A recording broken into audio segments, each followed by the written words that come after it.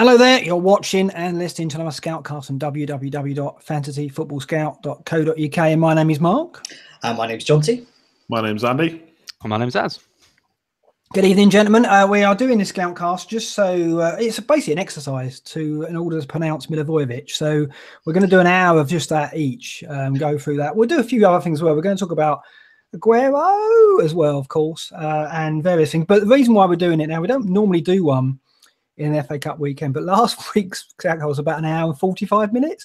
So I looked at it and thought, if we just do one after the FA Cup, that's going to be like 2.5 hours. We can't do that. We're going to have to split it up. There's so much to talk about. So let's do one this week. Then let's do a preview show for game week 28. So this one's going to be a bit different. It's driven by community questions. It's talking about Aguero, of course, and other issues. Milivojevic will be said as much as possible because we've cracked it, as you've just heard. We can say it, we can do it, apart from Jonty. That's going to be hilarious. But yeah, we're going to talk about that. We're not going to have a preview. We're not going to look at Fantasy Island risks and so on. We're just going to go straight for the community questions and make this short and sweet and to the point, hopefully. Can't promise anything. Okay, gentlemen. Jonty, what are we talking about tonight? Let's go through it. We're definitely going to mention Aguero and about how right we all were about that. We're going to then talk about a new exit, Aguero exit as well. That doesn't work, does it? Kane exit. We're going to talk about about that. We're going to go and search some heroes as well. So you're going to be searching for the hero inside yourself and all of that. And we're not going to be looking ahead so much. We might have a tentative look at the to game week 28, but we'll be doing that in much more detail next week. But also one thing we will talk about is captaincy as well. So that's something kind of generic we can talk about there. I think we should go to Andy for his game week 28 pick because for his captain, because he'll change his mind anyway. He never captains it. We won't go into that. Yeah. So easy to say. And then when you actually start thinking about it, you realise what a bad decision you've made. Oh no! But then some of us have to stick by it, Andy, and just live by the sword, die by the sword. But yeah, okay. Let's talk about our game weeks first of all. Then we'll start at the bottom. We'll start with you, Andy. 63 points. Not picking on you, sorry, Andy. Salah captain, not bad. But yeah, tell us about Sanchez and it was it a -1 off the bench? I mean, that's unlucky, isn't it? Yeah, I mean, I almost played Francis ahead of me anyway, so that I almost felt like I was getting those points no matter what. Yeah, Alonso missing out was a bit annoying. I think we said this on last week's that Conte kind of said the same thing about Morata, that he was just tired, and then all of a sudden he had a back injury. Yeah. And Alonso, same thing, and now we don't know how long he's going to be out for. Hopefully back for next week, but we'll have to see. But yeah, Francis off the bench. I tweeted how, obviously jokingly, that we're always talking about squad depth, and my squad depth got me 1 less point than I would have had if I hadn't had him. But Sanchez is obviously the fail. I'm super I feel a bit unlucky with Sanchez. I kind of said that, I got him in. Part of that was Man United bias. But that wasn't the whole reason I got him in. Obviously, it helped. But a missed penalty and then an open goal missed. He puts that away 99 times out of 100. He doesn't take the extra touch. He just puts it away first time. It was a great pass from Lukaku. And again, we score that. Maybe he gets 3 bonus, 10 points. We probably go on to win the game to 0. Jones gets a clean sheet. I'd say, Jose closing out games is brilliant. So, yeah, Sanchez, it just didn't pay off. And now I have to make a decision about whether to get rid of him. And he has made it quite easy, I'd say. But otherwise, nothing really paid off. I swapped captains. After the Scoutcast, I had a look at the stats again. And there wasn't really any reason to captain Sanchez ahead of Salah, which was lucky in the end that worked out. But yeah, everything else, apart from, I think, Firmino, everyone else just did nothing, really. Pickford again. What do you make of United? It's very odd, isn't it? I mean, we did say, though, didn't we? We did discuss that. We can't expect Sanchez to just drop into United's team and be the Sanchez of Arsenal. It's going to take time. But that was weird. It was like he didn't want to score. He went round the defence, open goal, and it was a very odd situation there. I've never seen him do that before. Yeah, it's almost like he had his left leg plant and he thought he was going to hit his leg if he shot, but right. I don't know. He took the extra touch off. He was a bit slow. I thought for sure it was guaranteed goal. I was watching live and yeah, it was just so frustrating watching that. Not only did we then go on to lose the game, but obviously I knew that I had him in my team and stuff. So I think he's coming. The problem is he is playing like Sanchez of Arsenal. He's coming deep to get the ball quite a lot. He's kind of now the player everything goes through. He does lose the ball quite a lot. He did that at Arsenal as well. He's kind of, spoiled the rhythm of Martial too. But, they've got to take time to click. I was hoping it would happen fast. And just hasn't at all. Yeah, spare a thought for Jay Lings. He's not been so good. Time to go. I'm sure Az will have something to say about him. Sanchez arrived. Okay, I think that's a mark on Num's Scoutcast bingo straight away there, John T. Straight away, I think was mentioned for. Which one was that? The mention of Lingard and Az screwing up his face there. That's definitely one there. I think he actually get physically quite angry to get the full. I don't even realise I'm doing it. It's the reaction I get whenever I hear his name and picture his little ugly face. I'm doing it on purpose. You're being very harsh to him. Very harsh indeed. He's a very nice man, apparently. Okay, Granville isn't here. He's been sacked after his Saturday outrage. We just had to get rid. I mean, it was outrageous what he did, and he's gone. No, not really. Of course he's not. He's what is he? Council meeting? Unwell? He's unwell, isn't he? This man's going on, isn't it? I mean, I did say, because one of our community questions a bit later, he would have been perfect to read it out with his gravelly, croaky voice, but sadly he can't make it. No, he got 70 points. Salah captain. Bernardo Silva hasn't worked out for him. Differential, it doesn't come off. He's tried. He's basically trying to push it back against the template that he made. It's his own fault. Alexander-Arnold got points. Of course he did. Why are you surprised? You said in the note you got an exclamation mark next to that, John T. I don't understand that, when really he's a magic bean that was always going to shoot up into a beanstalk. But yeah, he delivered for him as well. But yeah, 70 points, not awful, but not particularly good in a game which was extraordinarily high scoring. 61 was the average points, the highest of the season so far, and not surprising given the big hitters all delivered, of which we're going to talk about later on. I came next, 77.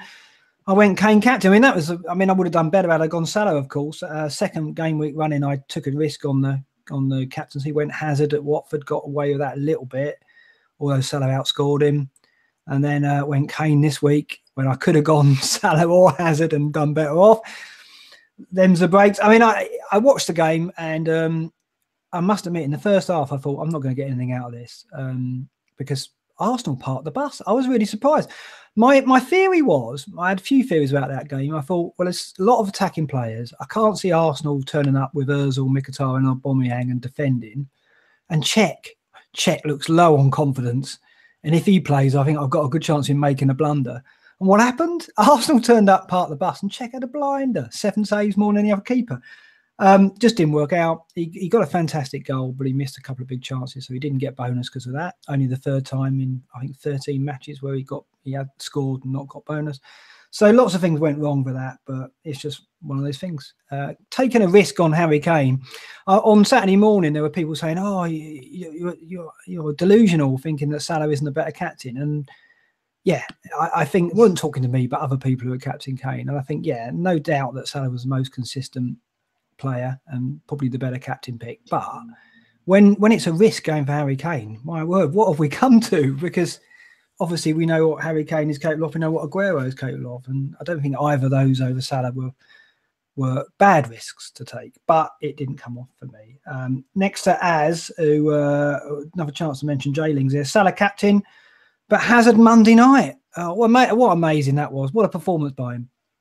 It was great, wasn't it? Yeah. And, you know, as you said, he kind of bailed us out last week. And it's so nice on the Monday because you just know your rank's going to go up if you've got Hazard and, well, you would have thought Alonso, but obviously didn't play. But when you go into a Monday night game with 2 players, you think, you know, you're in for a good haul. It was just a fun. I mean, I got 81 points in a red arrow, and I can never remember getting a red arrow with that many points before. I only slipped 200 places. And after that Aguero's, is the tiniest of red arrows. It is the tiniest of red arrows from 5.8 to 6k, I think. But I mean, after Saturday, I was down to 16k. So, you know, I managed to climb 10k places in 2 days with Salah captain and Firmino getting some points, and then Hazard and you know, players like that coming in. But it just sucks because I've bought in all these players for this run. I've Pickford, I bought in Lingard, I bought in. Who else did I get? Oh, Wilson has been really disappointing for me. Bauer I bought in, and just none of them are doing anything. So I'm kind of stagnating around the 5k mark and not really sure how to push on. So yeah, it's a bit frustrating at the moment. Yeah, I mean, it's the same for me. I've been around 30,000 for about 10 game weeks and making transfers and having no impact. I've talked about it previously on the show. It's it happens, and it's linked to one of the chats we're going to have about heroes and villains later on. Going back to Hazard, I mean, like Chelsea weren't electric, but already having Giroud there helped, didn't it? You could see that was a big. Obviously, it led to the first goal. Morata set up the second goal, but the second goal in particular was just a top draw even for Hazard. So it's encouraging. It's encouraging to see him doing that. 8% ownership. I think he could be good for us, Az. Are you going to keep him then? I'm thinking. I am. I look at it and think he's such a good player, and we're going to talk about fixture-proof players later on. I just think, I mean, he's going to United next. United are fragile. I think. I don't necessarily think that's going to be a clean sheet for United. So I'm definitely keeping. The Tottenham mid is tempting me. The Eriksen coming in. It gives me a bit of money to upgrade Lingard as well. So not sure if he'll stay. No, fair enough. Okay, well, that's interesting. I just think he's such a differential. He's so powerful in his scoring. I think he's worth looking at. Okay, over to Jonty, reluctantly, but it's a good chance to hear Jonty attempt to say Milivojevic. 95 points. Yeah, so it's just one of those weeks because there's so many players did well, and all 7 of my attackers delivered. I cannot remember the last time that happened in a single game week. Captain Salah, Milivojevic. Penalty. Now that I actually is another bit of bingo. I was out walking my dog, but wasn't actually listening to it, and I came back and then put the radio on, and it suddenly said it was from the game, and it said penalty to Palace, and I thought, oh no, because I knew I was up against you lot because you've all got Pickford. So if he saves it or he misses, that's massive for you. If he scores it, then I get the brag rights, and he did score it, which is great. So close to saving it, and he was so close to failing it. And it was because I was listening to it without watching. I couldn't quite see how close that was. So I thought that was a classic Scoutcast moment. So all the other Millie lads and lasses out there, well done to you all as well. Yeah, it was. He's. If he's penalties, he likes putting them near the keeper, but always beats them for power. He makes you sweat for it, certainly. What I want to go back to is, you're out walking the dog while the football's on. Is this some kind of relaxation? Well, I often listen to the football matches whilst walking my dog, but I happen to be listening to something else. Got a new album I wanted to listen to. Okay, fair enough. Priorities. So casual. I mean, when you're ranked where you are, I guess you can start taking a mick like that. It's fair enough. But very casual indeed. Fabianski turned up for you again. Bauer didn't deliver for you either. Short term though. A lot of people were talking about Bauer and going, that was a rubbish buy. But I think, obviously we're looking at him for game week 31 when they play Everton, and it's Leicester and Southampton next. You just never know. I mean, Lambert have improved Stoke have improved under Lambert, so it is.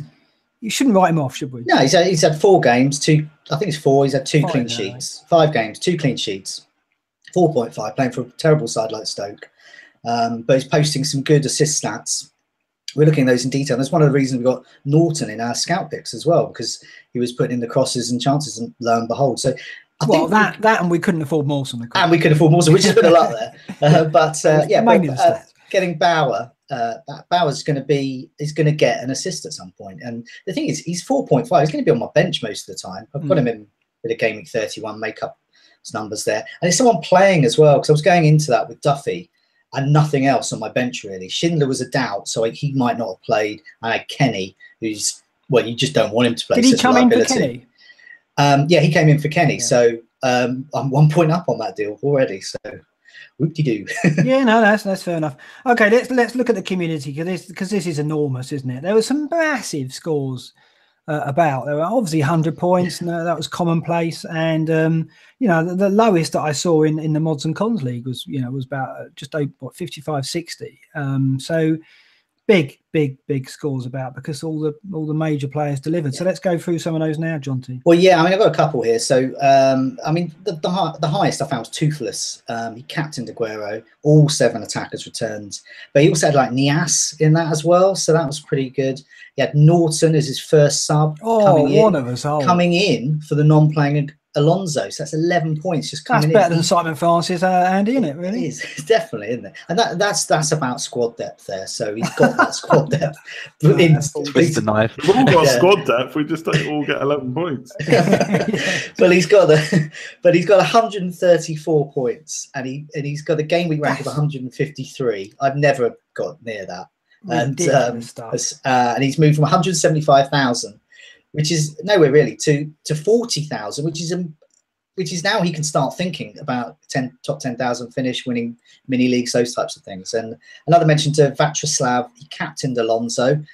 And guess who his vice captain was? Of course, that's Aguero. There's quite a few did that, but it was quite nice to get that. So he finished on 93 in the end because, once again, it's that squad depth again with Swansea. Fernandes came off his bench for Alonso. So basically, Alonso's twisted ankle earned him 27 points. Wow. Like I'd want to know who challenged him in training and buy him a beer. I think it was Vatroslav, to be honest. He's just moved on in there. Then just to captain Alonso and vice captain Aguero, I'm trying to go through the thought pattern there. That is off the wall stuff. Basically, West Brom don't do very well against Chelsea, and there's often a clean sheet there. But he top scored against them. I must admit, if I had Aguero, obviously I'm going to captain him over Alonso. But never. But we've only got one rough. Well done, witty pun. No one else would own up.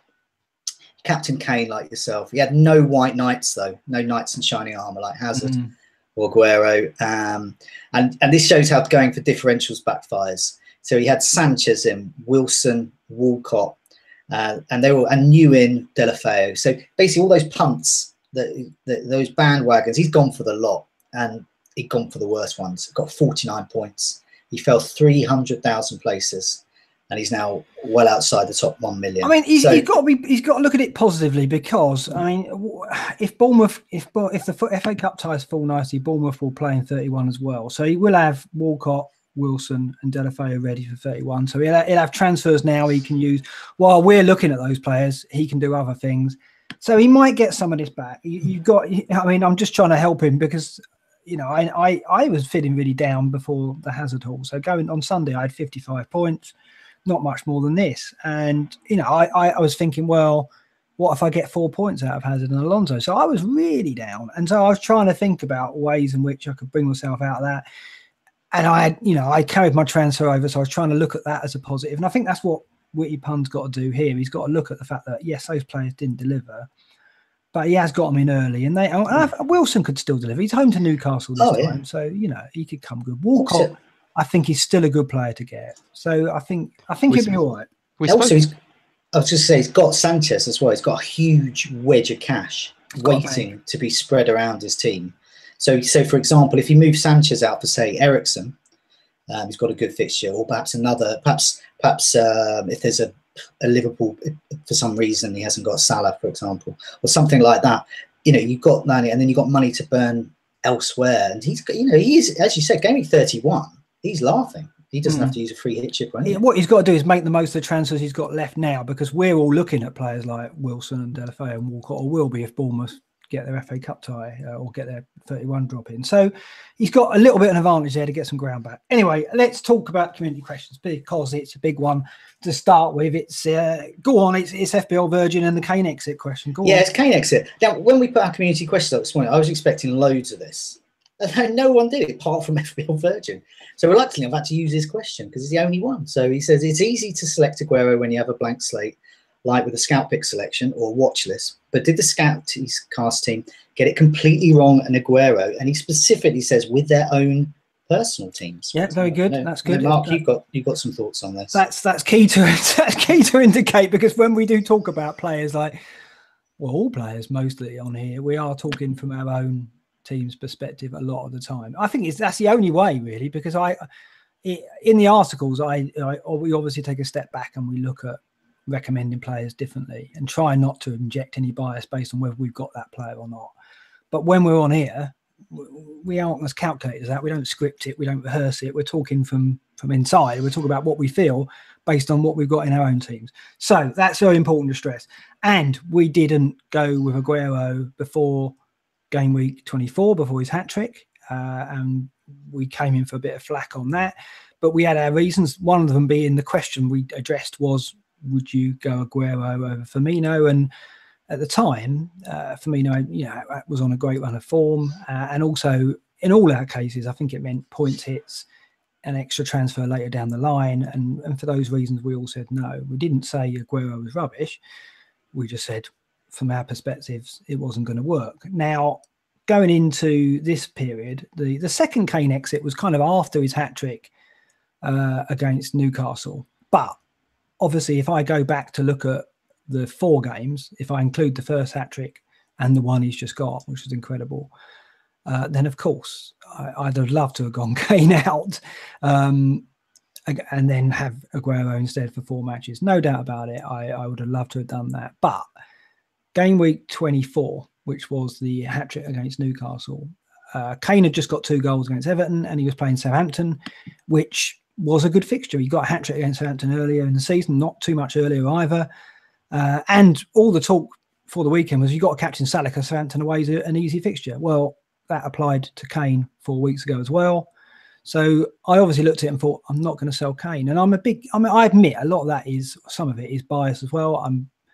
Maybe I'm fixated by Kane. Certainly I used to have a Robin Van Persie duvet. It's now a Harry Kane one. I am always reluctant to sell him. And so I didn't do Kane to Aguero then. But after that, when Kane Exit 2 came in, really, which was from game week 25, I think 25, 26 and 27, the last 3, I could have done it then. And I did look at it because I had Son and I wanted to get rid of Son because he had a difficult run of fixtures, as did Kane. But I was never going to do Kane to Aguero. Instead, I looked at doing Son out and maybe Vardy out. I looked at doing Choupo-Moting and Vardy, Choupo-Moting and Aguero in for Vardy and Son. And I could have done it, but I left it to the very last minute. I left it to Saturday, and Lingard went down and Son went down and players went down. And basically, there was a big lot of price changes and I couldn't do it. I missed by 0-1. So in the end, I got Hazard in for Son and I kept Vardy and made another transfer. So that didn't happen, but it worked out because Aguero and Choupo-Moting would have got me 35 points and Hazard and Vardy, as it happens, scored well and got 44. So I don't regret it.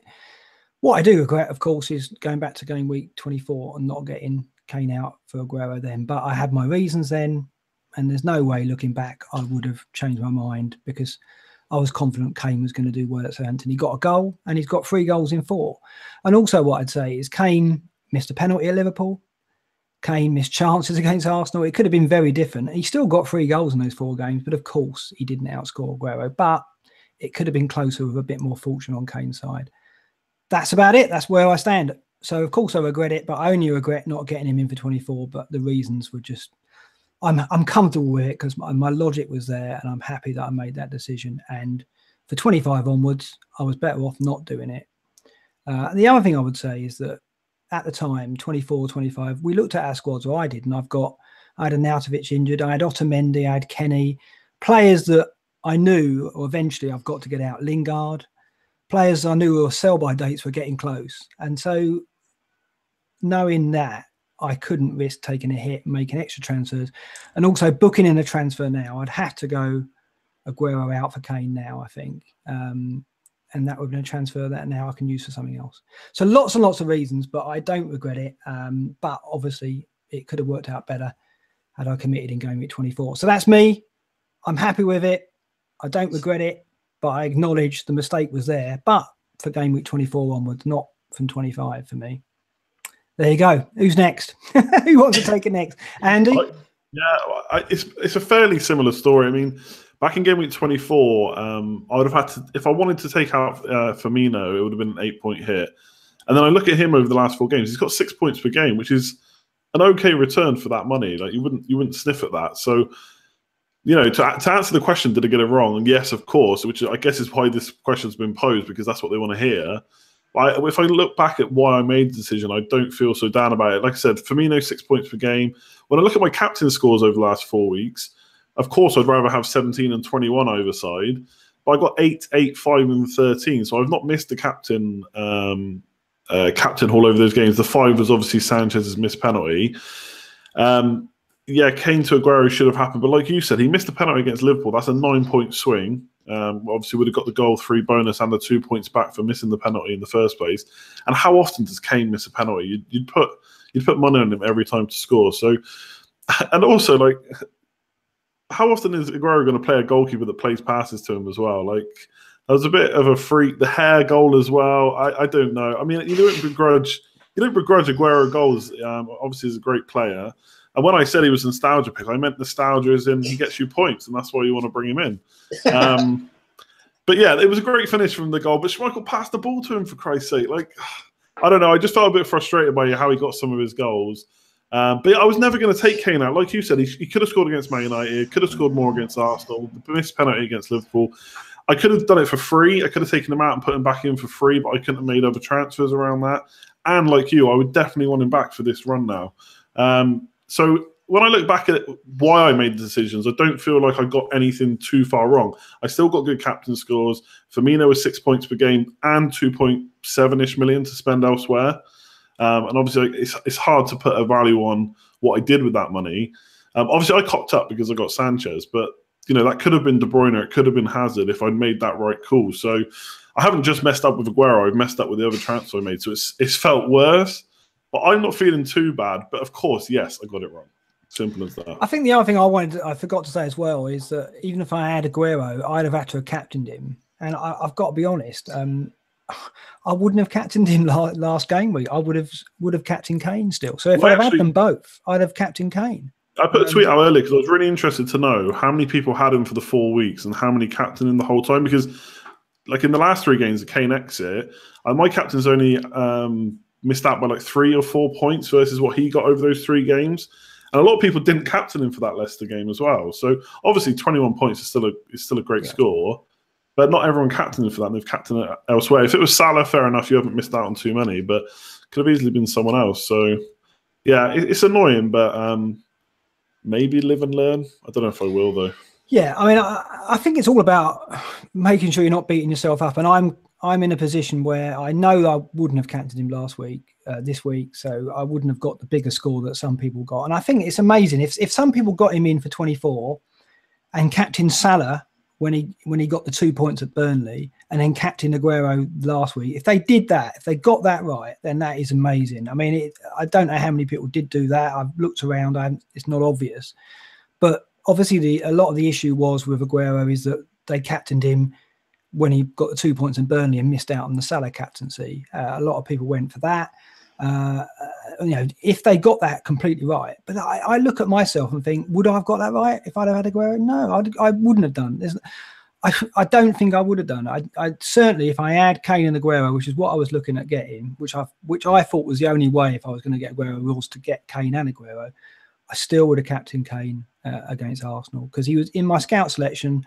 In my scout squad, he was above Aguero. That showed it. So I can't, hand on heart, say I would have got the 42 points. So that makes me feel better in a way because I know, in honesty, I didn't miss out on a massive haul. So yes, I was wrong if I'd have done everything perfectly, but how many people did? It's so difficult to get that right, particularly the Burnley points when Salah got the captaincy. Switching it then, how many people got that right and then switched it back? Difficult.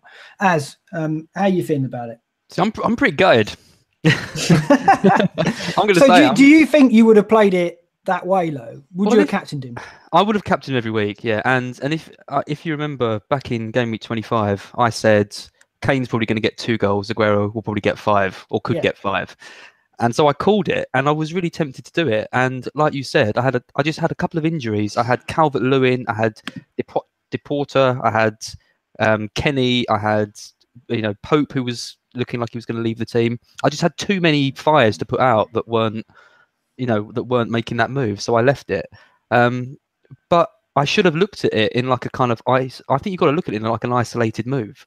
Losing Kane for Aguero, even for a 4-point hit, would have netted you 13 points.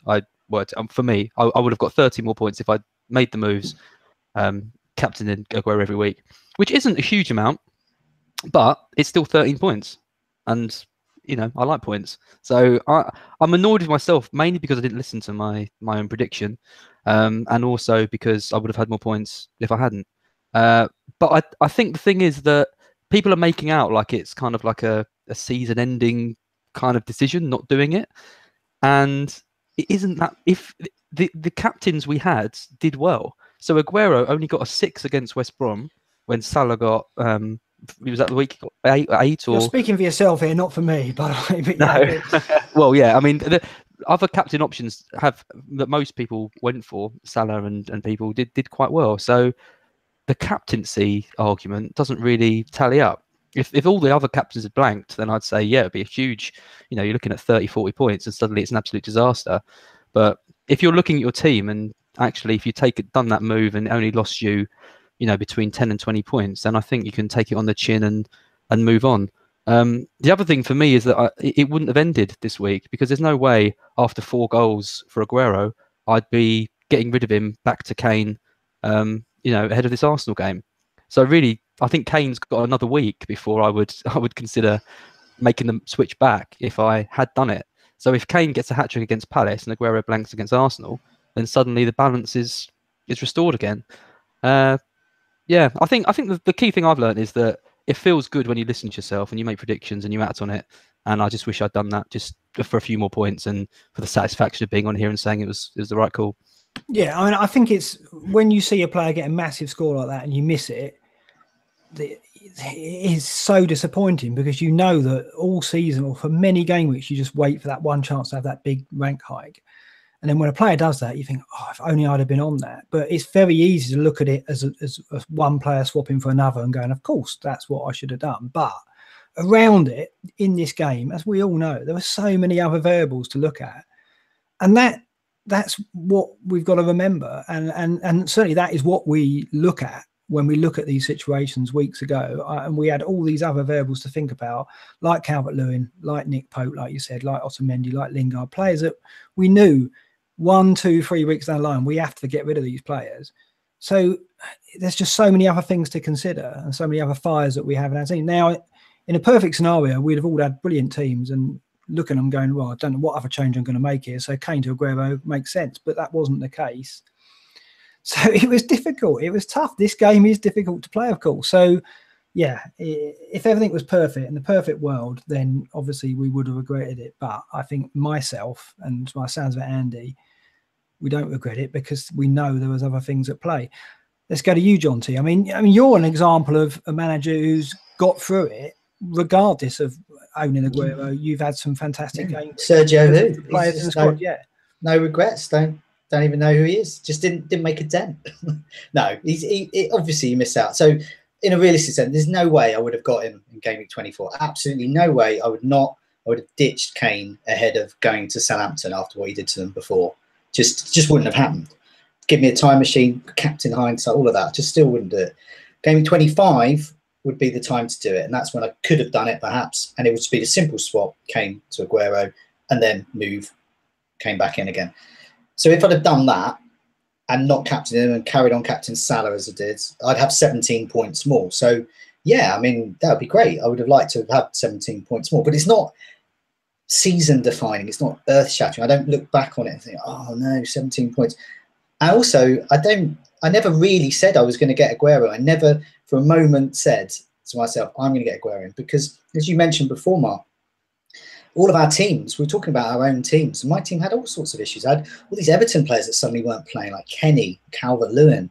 Still got Calvert-Lewin, by the way, and got all these other issues all around the team, the squad shape as well. So I just wanted to do that, really. And I think the thing about this Kane exit and getting Aguero in this time is kind of slightly fortunate for those that were Kane remain, because there were so many other players that did well. So, for example, since game week 25, I've got in Milivojevic, if I could say his name there.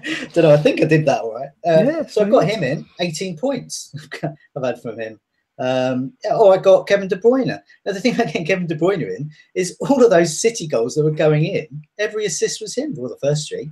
And they just get, so you've got those points there. Shaqiri I got in. Well, back-to-back goals from him as well. So if it perhaps had done that move, maybe I wouldn't have got one of those in.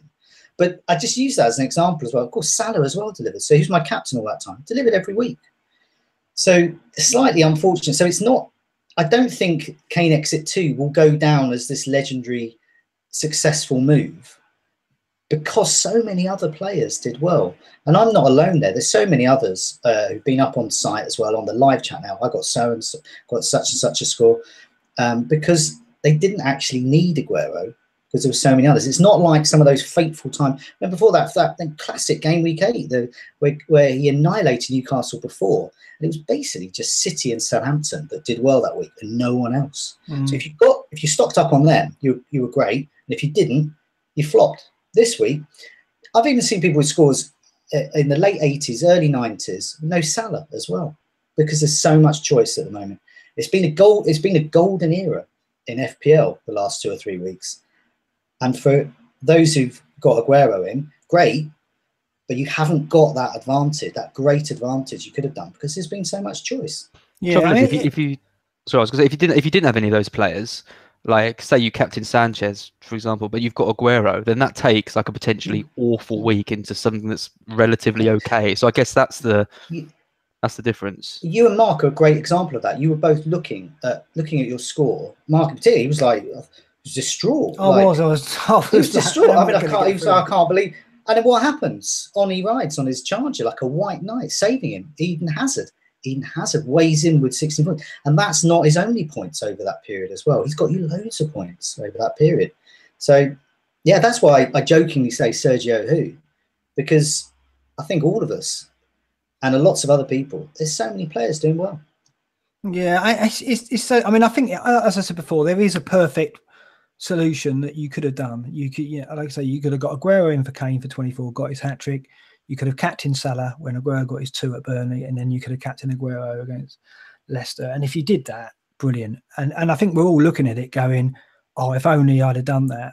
And what the points I missed out on. And of course, part of me regrets not doing that, but most of me also looks and goes, I just wouldn't have done that. I know that wouldn't be the path that I would have followed for so many reasons. So I can live with it. It's a mistake in a way for sure, but it's not one I think that I'm going to look back on the season and really regret. I think missing the Newcastle hat-trick was harder to take because fewer players did well in that game week, just as you say. Whereas this one, I look at it and think, well, I had Salah and I had Hazard, and that got me through it, and I managed to get away with it. It happens all the time. When your captain scores well, you look at your rivals' captains and the percentages, and you think, I just hope that they blank, or I hope they only get an assist because I've got double figures. And it's when the Aguero haul went in, I think if all the other captains had failed, and certainly, obviously, I didn't get much from Kane, but not having Aguero meant I had Hazard. So, people who had Aguero probably didn't have the money to have Hazard in midfield as well as Salah. So I got some points back with that. So it is. We got lucky, I think. Like you say, we got lucky because we didn't go Aguero, and all the other players helped compensate and cushion the fall. And so, in a way, yeah, I don't think it's going down as a massive event. No one's bringing him in then. No, we're getting rid of him. Well, that is a big question, isn't it? Now it's kind of and it's kind of the situation we were in, or I was in for 24 when I looked at it and thought, I don't want to get rid of Kane now. He's just scored 2 against Everton, and he's got Southampton next. This is a bit different because City go to Arsenal, and not being funny, but City aren't nowhere near the same team away from home. I mean, Arsenal got their vulnerabilities, but De Bruyne has got 1 assist in his last 6 away games. So that's and Arsenal incredible. Decent at home as well. Yeah, so based on that, Aguero's not going to get the same kind of service he gets at the Etihad for sure. So it's a difficult one but on the flip side, he's in such form, and Arsenal concede goals. They can concede goals, but perhaps not so much at the Emirates. It's a very difficult one. I certainly think Kane's going to score at Palace. I certainly think that, because Palace conceded 3 to Everton. So you've got to think that they're going to concede to Spurs. So that's a very difficult situation. I'm glad I haven't got to make that decision. I'm glad, another reason perhaps, that I feel okay with it. Well, I mean, we're going to still talk about Aguero because our next question's about him, but it's not about our regrets and all those types of things. It's about getting rid of him, because this is it, really. I mean, this is something that rumour mill brings up, Aguero and the form and fixture debate. And he's also talking about the upcoming fixture swing as well. And he's saying, is it folly to remove a player who has 8 goals in the last 4 game weeks, but who has a tricky upcoming set of fixtures? And he mentions, obviously, moving him to Kane, who has 3 superb fixtures. So just as a reminder there, Tottenham have Crystal Palace away, as you said. Huddersfield at home. Wow, peachy. And then Bournemouth away as well. These are great fixtures. Meanwhile, City have got all sorts. They're playing in every cup going. They're probably playing in the 1969 Fairs Cup, for all we know, as well. And they're playing every cup competition. And then they've got Arsenal late in game 28, somewhere sandwiched in. And game 29, they've then got Chelsea at home. And then they've got Stoke away. Now, obviously, that's very easy. But as you mentioned about the away, I think that's where they may break their away duck. I think they may annihilate Stoke. And then they've got home against Brighton. I would expect my side, Brighton, to not do very well. Throw that one. But that's game week 31, so that may not even happen then. Yeah. So and anyway, Rumour Mill also adds that there's a positive fixture swings for Spurs, as we've mentioned. Liverpool have got there. Now they do play in game week 31. We want to get on Liverpool assets. Arsenal from game week 29, he says, got a couple of good fixtures. And meanwhile, there's negative fixture swings, not just for City, but for Manchester United as well, and Chelsea. So it's a great question from Rumour Mill, really, because this is about forward planning for the next 3 or 4 game weeks, even outside of the potential blanks there. And Aguero really at the heart of it. Yeah, I mean, it's difficult. I think when you're talking about players like Aguero, fixtures rarely come into it. But in the case of City, clearly the away form is very different to the home form. They're so devastating at home, that was always going to be the case. So I think you can look at City and go, you're not going to expect similar returns to what you're getting at home. So there's going to be some regression. And I think the danger is, obviously, looking at that Spurs fixture list, you can't see Kane not scoring in any of those games. You look at it, Crystal Palace, Huddersfield, Bournemouth, Newcastle. He should score in all of those games, really. I mean, you're looking at them and thinking, I don't see any of those defences able to shut him out. Obviously he can blank in any of them because we've seen him do it before. But you still look at those fixtures, and if you don't have Kane, you fear him. So I think if I was in I had Aguero in my team, I would make the switch. But the trouble is, it's like we've just said, that's dependent on not having any other issues in your team. I mean, if you've got Kenny, if you've got Calvert-Lewin, if you've got Otamendi, if you've got Lingard, if you haven't got players for going at 31 and you don't have your free hit chip, then actually swapping Aguero out for Kane is a bit of a luxury, because you've got other things you've got to focus on. So it makes it more difficult, which is exactly the situation where you're in. I think if it's a straight swap and you've got no other issues that are urgent, then I think Aguero to Kane looks more or less, I'd hasten to say essential, but it's pretty important, because I think Kane should outscore Aguero over this run because of the workload. And we haven't mentioned Gabriel Jesus. He is coming back. I mean, Pep shortened the prognosis down to 10 to 2 weeks, and that was a week ago. So for all we know, we saw Sané come back tonight. He was meant to be out for another 4 weeks. So it's difficult to say now how long Jesus is going to be out for. And you've got to think, Aguero's just played 6 lots of 90 minutes. When there's a chance to rest him, I think it'll happen. Probably happen in the cups, but you just don't know. So I think I'd do it. I think I'd swap him out. Andy, what's your feeling? If you had Aguero, what would you do at this point? I was quite surprised that so many people were looking at getting rid of him straight away, given what he's just done.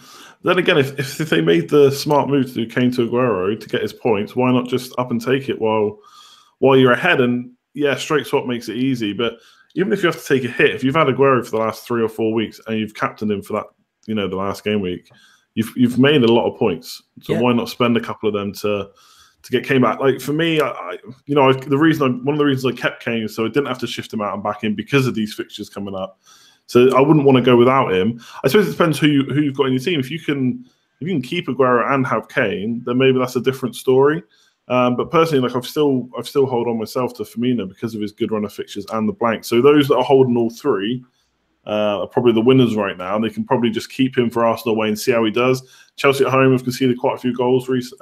Chelsea in general have conceded quite a few goals. So at home, that could be a good pick. So I don't know if I'd be in a rush to get rid of him, but that rush would definitely come on strong if I didn't have Kane. For me, the one I'd be looking at if you've already got Kane is potentially a switch to Aubameyang after the Arsenal game. For me, do you want a bit of a differential there? Blimey, that will depend on the blanks and stuff. Yeah, fair enough. What about you? How would you approach it? I mean, obviously, if you've got Kane and Aguero, you're fine, absolutely fine. But it's not having Kane; it's the worry, isn't it?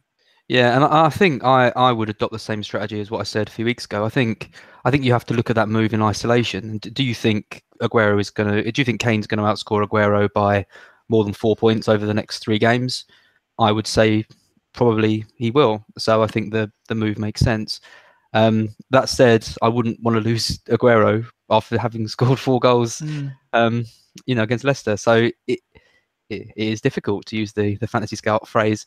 The bingo, yeah, there it is.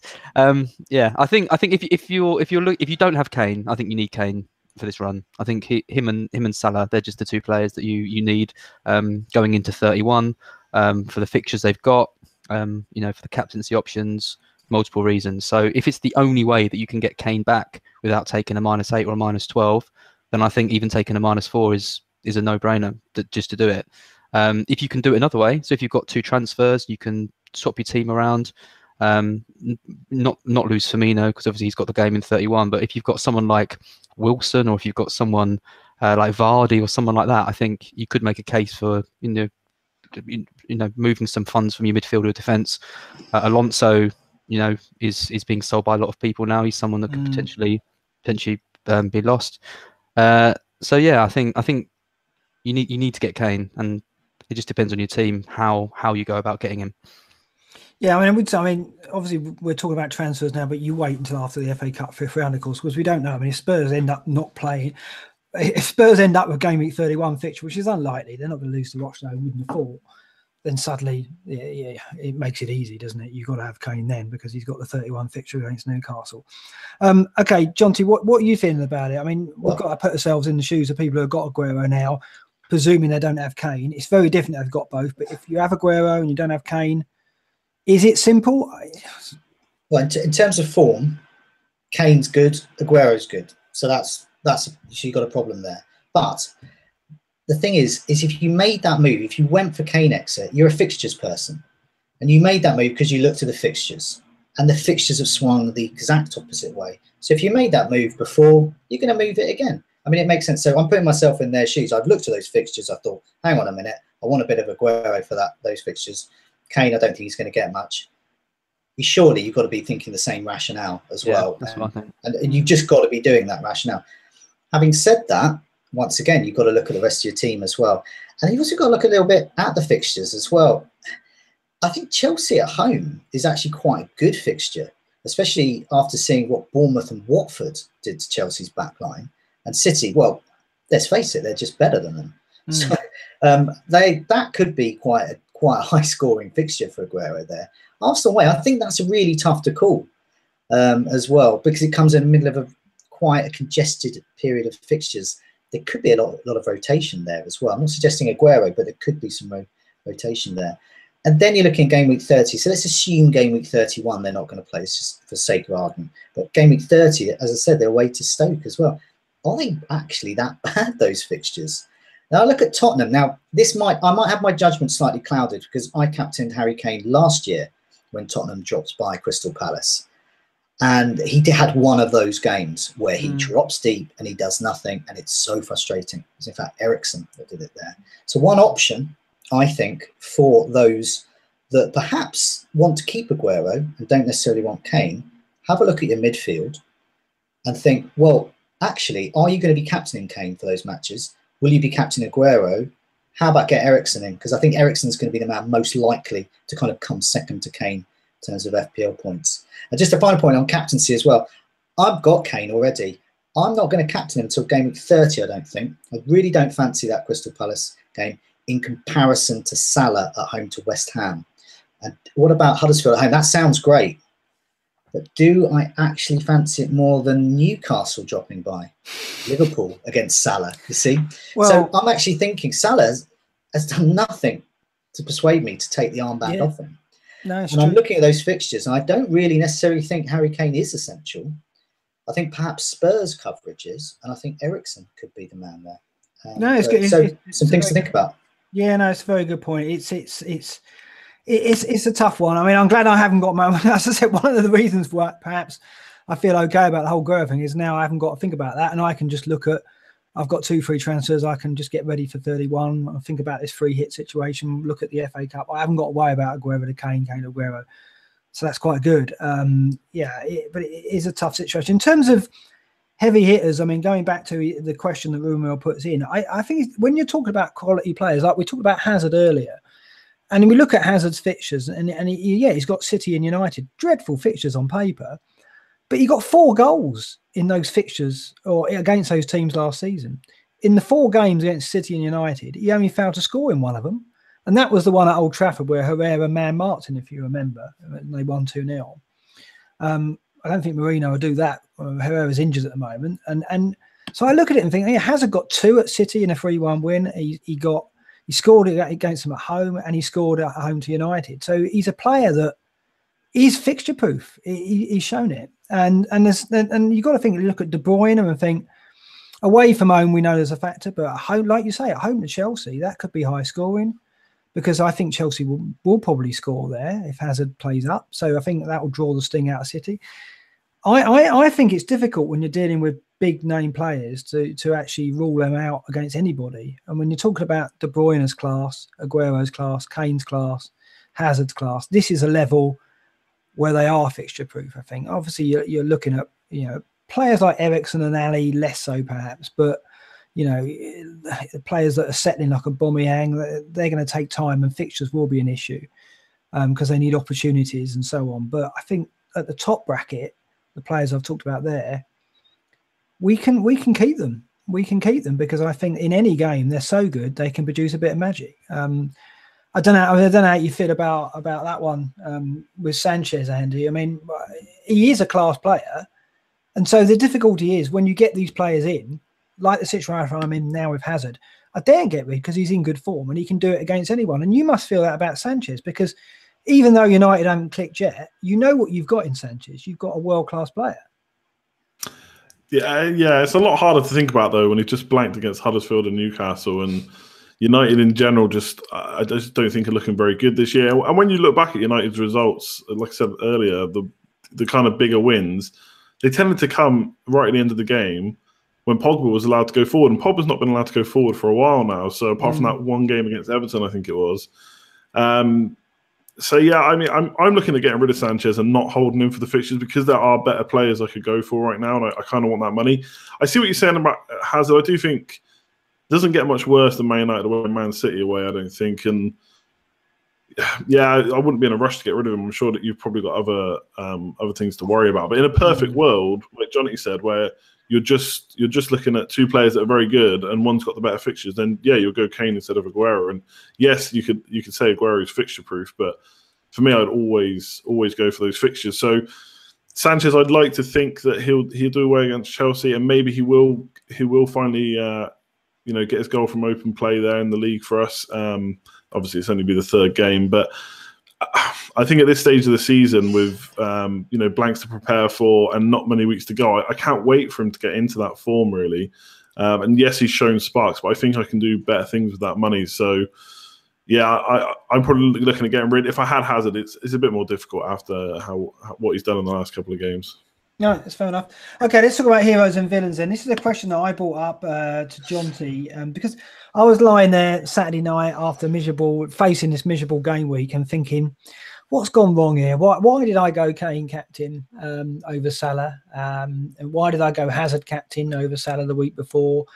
I'm always doing post-mortems on my train of thought and the process that went into it.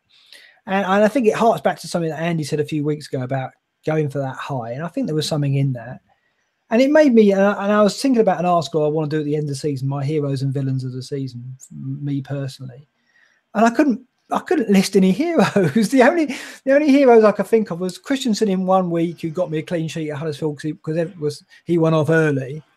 Lingard, who got me a few goals before he went on this obvious inevitable regression. I couldn't think of anyone else. Hazard now, of course, has done it for me. Has come in, dropped in the last Hazard minute. For you. Yeah, dropped in the last minute.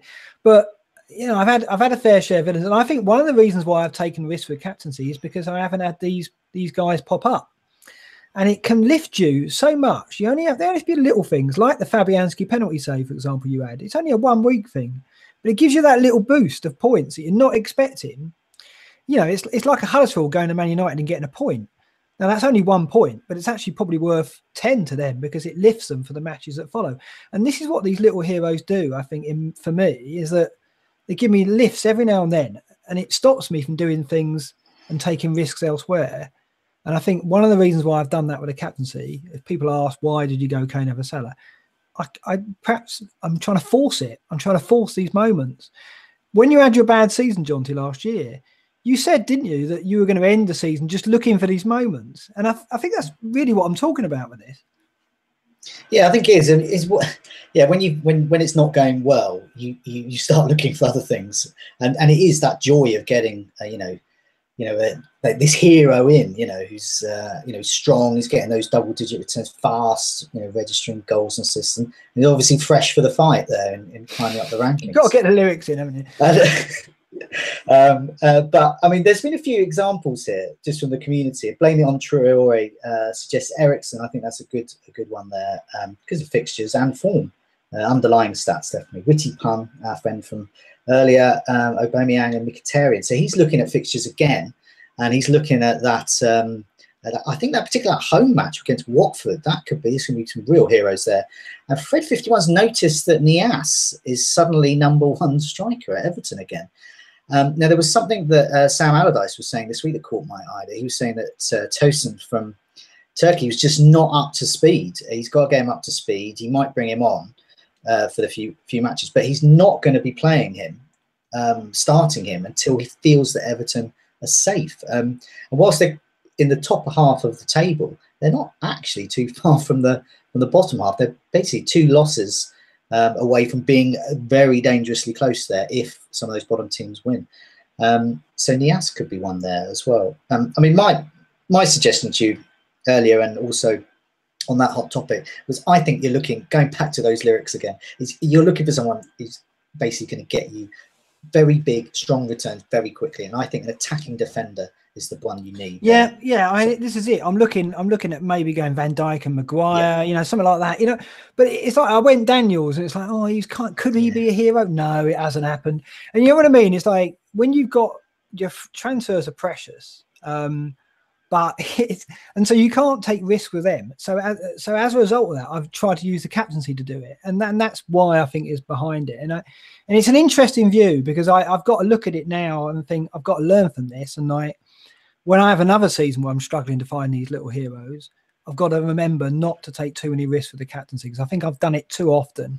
Got away with it once or twice, didn't really get away with it this week, and I've got to be wary of that. So it's just a lesson learned for me. I think it's important. I've played this game a lot, and I think as you play, you learn a bit more about how you think and how you approach things, and definitely is the case. I mean, I'd look at Az, and you had Gross early in the season, and that 18 points. I think that changed your season, because from that point on, you just started going. I think that's what I'm talking about. It gives you like a confidence boost when you've picked this player and not many other people have him, and you see him get all those points, and it definitely gives you a lift. And I've had a couple of players like that this season, but Gross is that 18 pointer was the best moment of my entire FPL history. It was just fantastic. And actually, I'm looking at is Gallardo, the player, because he's got something about him, and he's actually the thing that put me off Gross, and the reason I sold him against all of my better judgment was he just wasn't getting 90 minutes. He was just getting taken off at 60, 70 minutes, and I couldn't have a player like that in my team. But it's Gallardo. He's playing 90 minutes. He looks so dangerous every time he gets the ball. The only problem is the fixtures, because the fixtures are awful. But if I'm thinking about heroes from now to the end of the season, then I think some of these, potentially in the dogfight for relegation teams, they're the ones that I might be looking at. So I think West Brom and Southampton might be a bit too far, gone. But Swansea players, Newcastle players, maybe even Huddersfield players, now they've sort of stopped the rot with that win. West Ham, Crystal Palace, teams like that, when you start getting to the last sort of 5 or 6 game weeks, they're the kind of players who are the most motivated to play, and they could be the heroes for both their fans and for us. No, absolutely. Andy, I mean, have you picked, was there any heroes in your season so far? Or like me, are you lacking one? And do you think that's had an impact on the way you've been playing? I don't know if it's had an impact. I mean, Sanchez was a bit of a hero pick, wanting that captain and hoping that Salah wouldn't do anything to prepare at the ranks. Didn't happen. I had Mkhitaryan right at the start of the season from game week 1. but he quickly became someone that was in everyone's teams anyway. So I had Charlie Daniels' goal against Man City was great, and then he did nothing for me the whole season. So I've not really had someone who's been massively different to anyone else. Surprise, surprise! Of all the template players, getting Son in for the double game week instead of getting Ali or Ericsson. Yeah, that's true. Yeah, it was pretty nice because obviously he outscored them for the next few weeks. Otherwise, yeah, nothing major I can think of. I mean, players I'm looking at, you've mostly all mentioned, I think, already. Ali, he's still having quite a few goal attempts. He's still creating, obviously, not as many chances as Ericsson. But he doesn't like shooting on target recently, and he's failing the eye test every time I watch him. But he's one of those players who we've seen before can go on those little runs. And if you just want someone for a few weeks with a good few fixtures, with some nice fixtures, maybe with his potential to go big, he could outscore Ericsson. But again, in terms of what position you're in, I think if you're high up the ranks, you're probably just going Ericsson because he's the safer pick. And Ali, maybe if you want to climb up the ranks. But as we've seen with some of the calls I've made over the last few weeks, doing that can just put you further behind. So that's a tough one. Van Dijk, you mentioned, maybe Sigurdsson ahead of Walcott. Yeah. If you've got a bit of spare change. And the other one I'm looking at, actually, who you took a little bit of stick for a few weeks ago, is Vardy because of his fixtures. Maybe going 3-4-3 with Firmino, Kane, and Vardy up front. You said it already. It will depend on the blanks. But even if he does have to play Arsenal at home, which seems unlikely that game will happen now, but that's not the worst fixture for Vardy. We've seen his record against the top six is so good. So they're the kind of players I'm looking at. But otherwise, yeah, Ericsson seems top of the list, really. I really want to target these Spurs fixtures, and the midfielder is someone I'm looking at. Yeah, no, that's fair enough. I can't believe you didn't mention Christian Atsu, Andy. No, yeah, true. Well, the thing I liked about Christian Atsu is not the one or two assists he got on the goal, is that it was Richie and Zaha or Mkhitaryan and Atsu at the start of the season. And so I went for the latter. Obviously, Man United player went off really well. Zaha got injured straight away. So Atsu was my hero in that respect, that he let me make the better move. Yeah, forgot about him. I don't know how I forgot about him. I think there's... Well, I was having a look at kind of who should be doing well. So this isn't a goals imminent thing. This is more looking at the expected goal. And so comparing their underlying stats to what they're actually doing. And in the top 10 is Atsu at the moment. So he could yet be a hero. There's another one, Benteke. He's one who should be. Should be scoring. Returns in 6 game weeks now. Yeah, and he should be scoring more. That's what the stats are saying. That's not just you saying that. Not just me saying that. It's Mr. Stats is saying that. I think Mr. Hodgson's saying that as well. But also, yeah, we mentioned those defensive ones as well. Moses is an unusual one. Yeah, if anyone's got Moses recently, yeah, you should feel pleased because he's been doing really well. He's a great hero there because everyone's got Alonso, but to get Moses in, being a bit different there. But yeah, so I think there's some ones there. Another one, Burnley have got really good fixtures coming up. They've got Southampton and Everton at home next. And I think obviously Ben Mee, his goal might come. Imagine it's got to come, isn't it? Duffy and Mee have got to get there's other players in attack there because I mean some of my heroes this season have been in the cheap slots. So Milivojevic and various cheaper defenders. Fabianski has been such a hero. He saved my at least a couple of game weeks. Surprise penalty save or just awesome saves and clean sheets from nowhere. These are the kinds of players, really. It's not really the heavy hitters. And I think Ashley Barnes is there. He should be scoring much more. So it sounds odd, but if you get a player like that in, Ben Mee or Ashley Barnes, and then they score, then you've got a hero, and that's something you can remember forever. But if you're getting Firmino in, Vardy, I mean, Firmino's been my hero this season. When I got him in game 17, just score. Yeah. But I wouldn't class him as that because I kind of expect him to do that. But some of these other ones, the cheaper ones, they're the ones I quite like. I don't know. You did get him in at the time when he had he had 3 returns of a goal and assist in 4 game weeks. That was beyond. Yeah, and I was expecting him to get more. And were you expecting that from him? Well, I wouldn't have got him in if I. You said you didn't want him the week before that. You said you only got. It was like. But then I got him in. I think that if you remember, Morata got injured. I didn't want him in because I didn't have any spaces. And then Morata got injured, and it was like, well, hey, who do I get in? And then I looked at the like last week. who do I get in for? Who do I get in that? I was thinking of getting Sanchez in, and I was thinking of getting all sorts of players in, or Hazard even, and I just went for De Bruyne because you just look at the stats at the time and. The De Bruyne or Hazard, you went for the dullard choice for sure. There, I went for the dullard one. It's And always Firmino's a dullard one one as well. Yeah, it's fair enough. But it's funny. I think for me, I put Firmino down as a hero for you because I think what we're seeing now for Firmino, like a goal every 3 games and an assist maybe. Well, he got a goal and assist the other night. He is in the form of his life, no doubt about that. But I think the timing of when you got him, he delivered perfectly for you at that time. Whereas before that, I don't think we saw that burst of points coming before that. I think we always. I played my wild card to get him in, so I know what I wanted from him, what I expected, but it didn't happen then. And so how you interpret stats, because you have the same stats, but you can come to 2 different conclusions. And we spoke about it at the time, and it was about It was about when Coutinho left, and you'd looked at the stats, and you were convinced that Firmino wasn't doing as well, and you were just wary of that situation.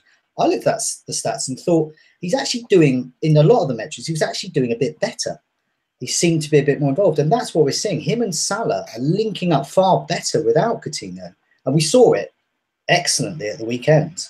And that was the kind of thing I was hoping for.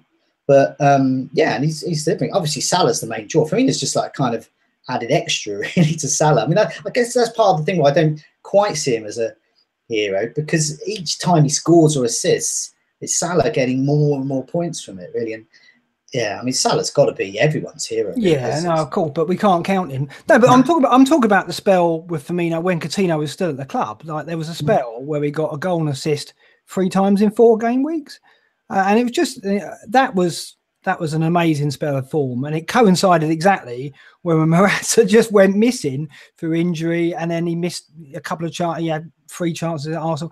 It was an incredible. That for me was a massive swing that I didn't get Firmino in. I stuck with Morata, and it cost me dearly. But I still look at that and think, blimey, I got punished for that, because Firmino just found this incredible burst of form that we'd not seen the like of before. But we had when Coutinho was out, because at the beginning of the season, Coutinho was out. Firmino gets loads of points. Coutinho comes back. The exact same week Coutinho came back, Firmino suddenly blanked.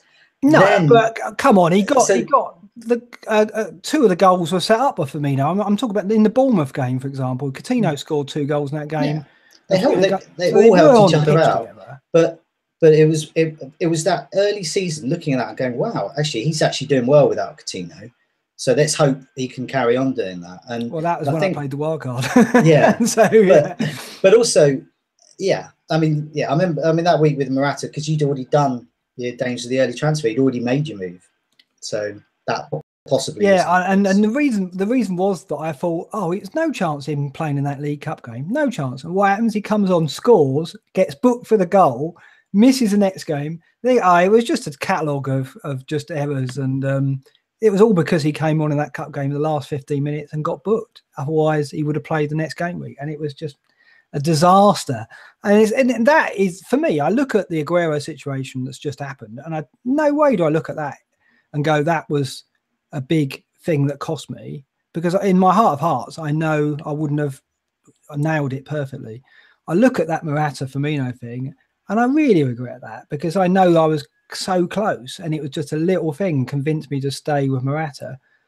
And that for me is much bigger, a hurtful thing in my season than the Aguero thing that's just gone. So that was a nice segue back into that. Excellent. Okay, last thing we'll look at. We're going to look at the captaincy, aren't we? A question on this, captain my captain, from over mid-wicket.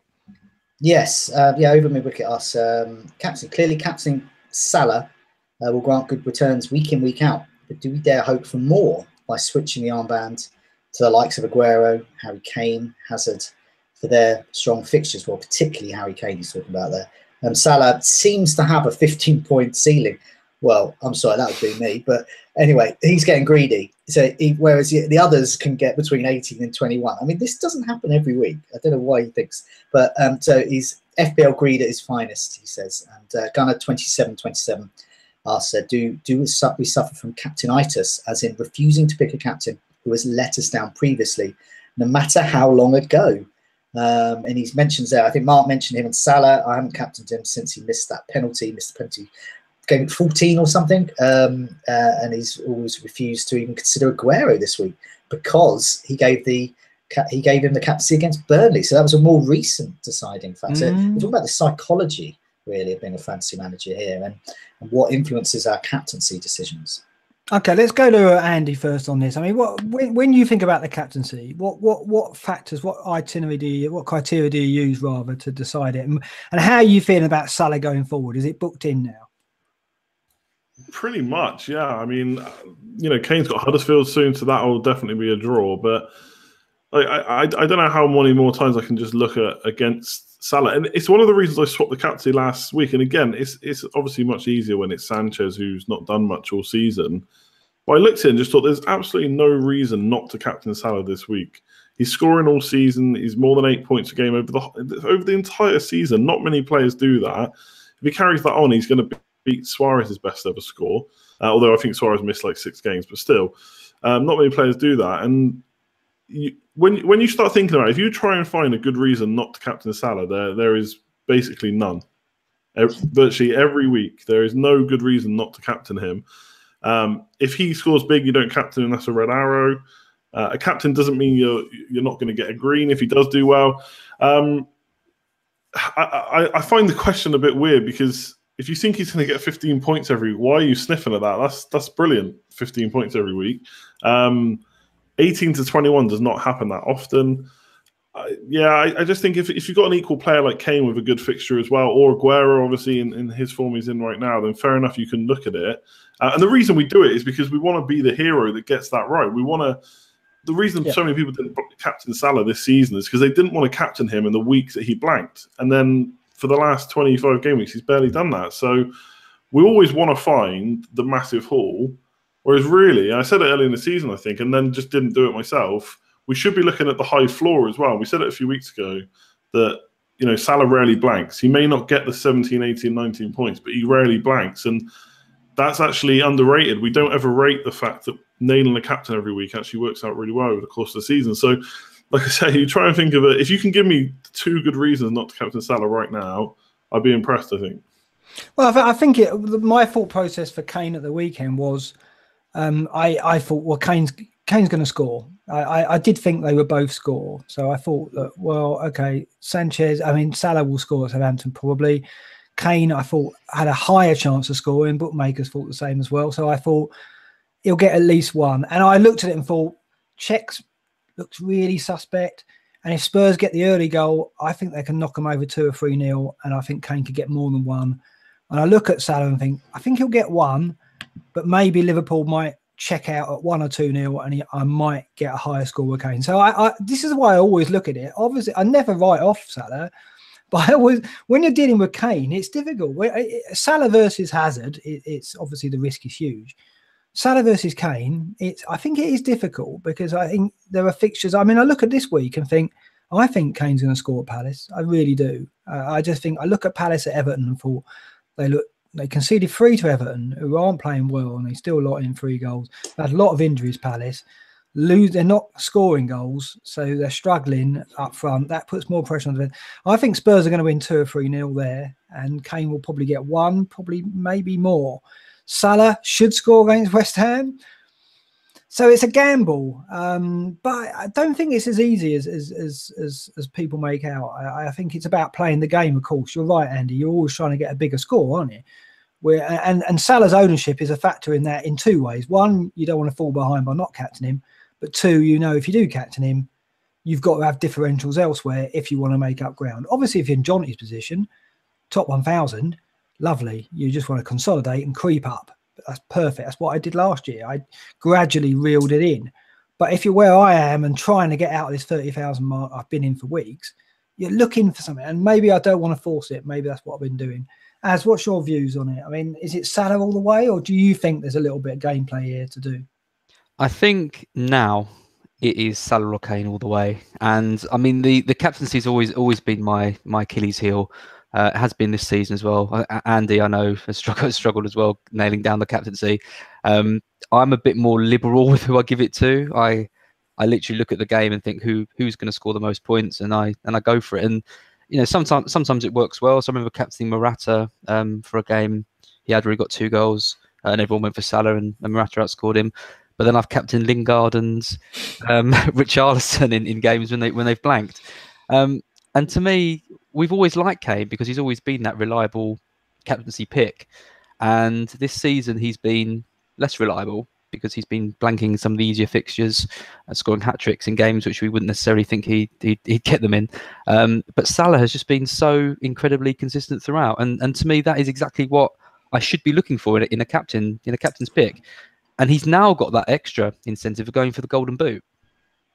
And if you look at the fixture list from now until the end of the season, between Kane and Salah, both going for the golden boot, both with something to play for, I just can't see any better options than those two, barring Aguero if Jesus stays out for a bit.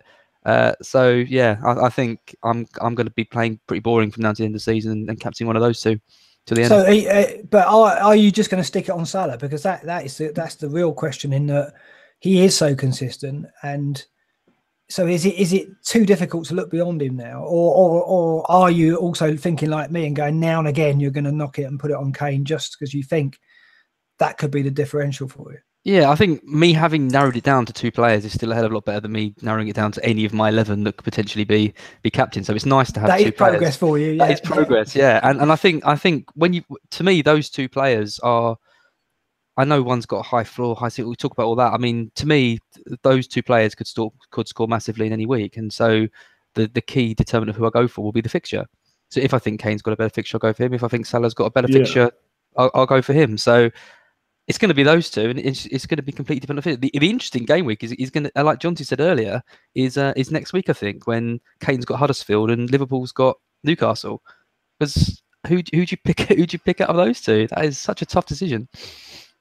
Well, I think, I suppose just to clarify before I get told off for this when I don't captain Salah against Man United away, I just think when Salah's got an easy fixture, at that point I find it very difficult to choose someone else. So when he has Newcastle and Kane has Huddersfield, of course I'll have to think about it. I don't want to just put it on without even giving it a second thought. But generally, we've said it before, if the striker and the midfielder is that close, I'll go for the midfielder, because you're right, Kane could score 2, Salah might only score 1, but Salah gets an assist, and that's that's the same amount of points. Obviously, Salah's got the clean sheet potential as well, and to be fair, Liverpool are doing okay in defensive regards. So, yeah, okay, I'm not going to put the captain on Salah for the rest of the season. Man United away is not a fixture I want to captain a player in, I don't think. And Kane has Bournemouth away, but I think Az is right. Apart from double game week, we'll see how that falls in the end. I don't see me moving off Salah or Kane for most of the season, though. For the rest of the season, for me, game week 29 is Kane, because Liverpool playing Porto in the second leg 3 days after Newcastle, and depends how the first leg goes. If Liverpool nail the first leg 3-0, it's not an issue. But if they go into the second leg tight, I can't believe Klopp won't rest a few players. Like Salah will get 70 minutes, but I don't think he'll get the 90 when they got Porto. It depends on the state of the tie. That would be my thinking. I would favour Kane, because I think that. But then again, they've got tie as well. It's difficult, isn't it? But I just think Kane is more likely to get 90 minutes in that game week than Salah, depending on the state of the European ties. You guys have all got the triple captainship as well to think about. Oh, yeah. I mean, we don't even want to get into that. I mean, that's going to be... We've got a plan for it. We've got to look ahead. That's next level. 37 is where we're going with that, I guess, or 34. But it's likely to be 37 the way it's looking. I mean, that's going to be another Scoutcast altogether. Jonty, your thoughts on it? Because I mean, you're a player, I think, who would be able to lock it on Salah and be happy with that. And is that the way you're going to approach it? Yeah, but I also want other options as well. And you're right. I mean, I look at those next fixtures. I'm happy to captain Salah for all of them, apart from game week 30 away to Manchester United. Game week 31, he's guaranteed a fixture at home to Watford. That's incredible. I can't believe there's going to be anyone active who hasn't got him in and isn't captaining him then, but there may be some crazies out there. But in terms of, I think you make a good point about Champions League. I'm going to have to look at the fixtures a bit carefully there, and because that is a big issue about in terms of will they play significant minutes. So I will look into that. I'm very happy to put the captaincy on Kane for that Huddersfield match, but at the moment Salah as well. So let's see. But the other thing they have to look at is trying to get that top 4 finish, or trying to get that Champions League place. I mean, they can't afford to rest players, because Klopp's tried that. He even tried against Everton. He tried to rest players in the league, thinking, but he's now realising he can't. And this is what Guardiola's doing. He's just working them to death, basically. And Klopp's going to have to do that as well. Rotating the wing, the fullbacks or kind of wing backs. They expend a lot of energy in those types of sides, and that's why Tottenham are rotating their fullbacks, their wing backs so frequently. But yeah, I mean, going back to the kind of psychology of it, as I said before about that Tottenham Crystal Palace game, I captained Kane last season. That has actually influenced me. It sounds crazy because Crystal Palace are a different side. They've got a different manager. Tottenham, in a way, are a different side. But I remember that frustration of that Kane game where he just dropping deeper, and it was Eriksen was the one that actually did the killer blow. But it could be Son this time. And I also remember when City, I think we can all agree, the standout side this season. There's not really an argument there. But when they went to Palace, they really struggled. Palace really did wear them down, and I think it was 1-1 in the end. And it was a real struggle. Missed a penalty. Yeah, it was a real struggle, and that's in my mind as well. And then I think of the wonderful Salah at home to West Ham, and for me that's influenced me there. So I think there's lots of things at play, like where you are in the position and whether you play it safe or you want to go maverick and all of those types of things. But the other thing is the psychology. We are burnt by our own experiences there. Actually, Milivojevic didn't miss the penalty. It's Benteke took the ball off him, didn't he? And he missed it. Yeah, that's right. Yeah, I want to now stop taking risks with the captaincy, and I want to go with Salah more often than not. But I think it's about having differentials elsewhere in your team as well. I think that affects me. If I've made a boring transfer or a transfer I'm not happy with, I'm more inclined to take a risk with the captaincy. This is it. I'm definitely, this is a season where I'm looking at the way I'm playing the game and asking why I'm doing certain things. And the captaincy and the psychology of it is fascinating. I think there's more to be said on that in another Scoutcast. For now, we've still done an hour and a half, even though we've cut it back and there's no weekend preview. We're locked in a 2-hour shift now with these Scoutcasts. Thank you very much for joining us tonight, you guys. It was good to hit the Aguero issue head on. That's good that we didn't leave it till next week, because that would have passed. And then next week, of course, we've got the FA Cup. We can talk about the Game Week 31 situation with a bit more clarity, and we can look at Game Week 28 and discuss our captains in even more detail for that. I'm sure we might have changed our mind by then. We'll see. Okay, thanks so much for joining us, Andy, and John T, as always. It's good night from me. Good night from me. Good night. Good night. Good night, all.